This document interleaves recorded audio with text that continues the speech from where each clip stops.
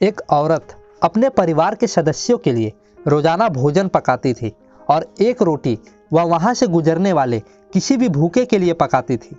वह उस रोटी को खिड़की के सहारे रख दिया करती थी, जिसे कोई भी ले सकता था। एक कुबड़ा व्यक्ति रोज उस रोटी को ले जाता और बजाय धन्यवाद देने के अपने रास्ते पर चलता हुआ वह कुछ इस तरह बड़बड़ाता, जो तुम बुरा करोगे वह तुम्हारे साथ रहेगा और जो तुम अच्छा करोगे वह तुम तक लौट के आएगा। दिन गुजरते गए और ये सिलसिला चलता रहा। वह कुबड़ा रोज रोटी लेकर जाता रहा और इन्हीं शब्दों को बड़बड़ाता, जो तुम बुरा करोगे वह तुम्हारे साथ रहेगा और जो तुम अच्छा करोगे वह तुम तक लौट के आएगा।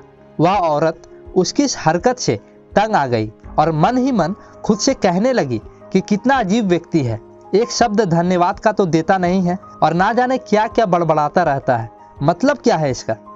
एक दिन क्रोधित होकर उसने एक निर्णय लिया और बोली, मैं इस कुबड़े से निजात पाकर रहूंगी।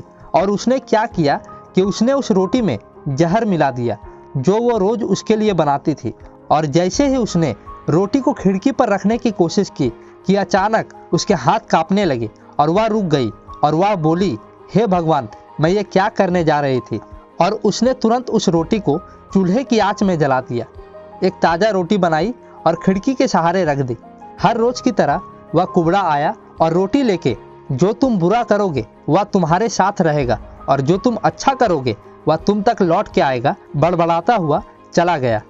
इस बात से बिल्कुल बेखबर कि उस महिला के दिमाग में क्या चल रहा है। हर रोज जब वह महिला खिड़की पर रोटी रखती थी तो वह भगवान से अपने पुत्र की सलामती और अच्छी सेहत और घर वापसी के लिए प्रार्थना करती थी, जो कि अपने सुंदर भविष्य के निर्माण के लिए कहीं बाहर गया हुआ था। महीनों से उसकी कोई खबर नहीं थी।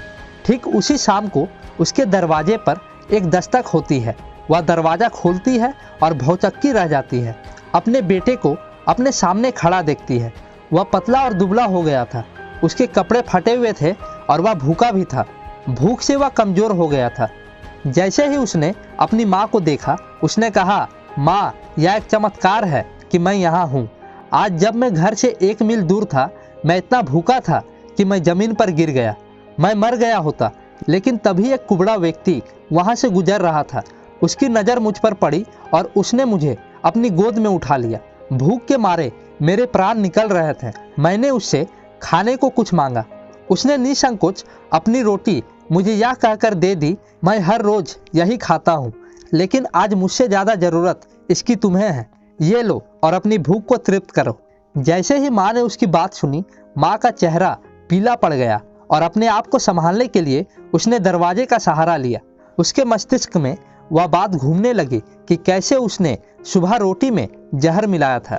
अगर उसने वह रोटी आग में जलाकर नष्ट नहीं की होती तो उसका बेटा उस रोटी को खा लेता और अंजाम होता उसकी मौत। और इसके बाद उसे उन शब्दों का मतलब बिल्कुल स्पष्ट हो चुका था, जो तुम बुरा करोगे वह तुम्हारे साथ रहेगा और जो तुम अच्छा करोगे वह तुम तक लौट के आएगा।